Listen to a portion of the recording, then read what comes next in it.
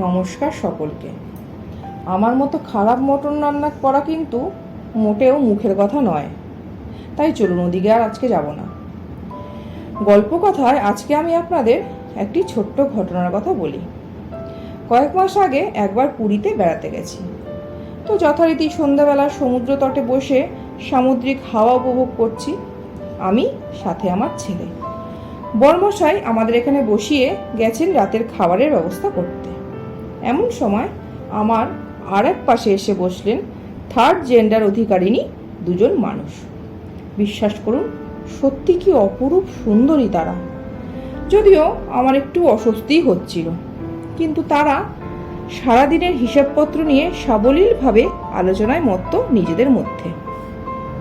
আমারও একটু ইচ্ছে জাগলো তাদের সাথে কথা বলতে। এমনিতেই এনাদের নিয়ে আমাদের কৌতূহলের শেষ নেই, তবে আমি কিন্তু সেই কৌতূহলবশত কথা বলতে চাইনি। জানতে ইচ্ছে হলো এদের জীবন কাহিনীটা। তাই জড়তা কাটিয়ে জিজ্ঞেস করেই বসলাম, আপনারা কি পুরীতে থাকেন? তাদের মধ্যে একজন তাকিয়ে বেশ সুন্দরভাবেই উত্তর দিলেন, না, পুরীর বাইরে একটি ছোট গ্রামে। আমি বললাম, এত রাতে বাড়ি ফিরবেন কি করে?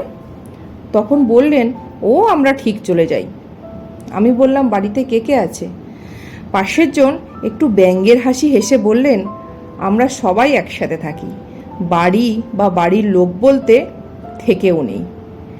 বললাম, আপনারা তো বাঙালি মনে হচ্ছে। আমার কথা শেষ হওয়ার আগেই একজন বললেন, হ্যাঁ বাঙালি, বাবা মা সবাই আছে, কিন্তু আমরা মানুষ নই বলে তারা আমাদের অস্বীকার করে।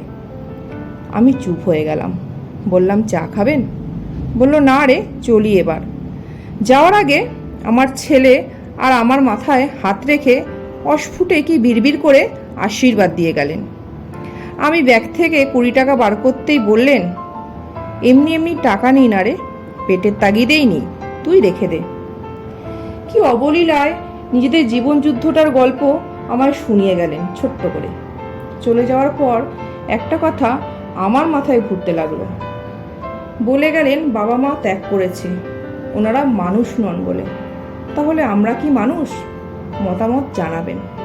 নমস্কার।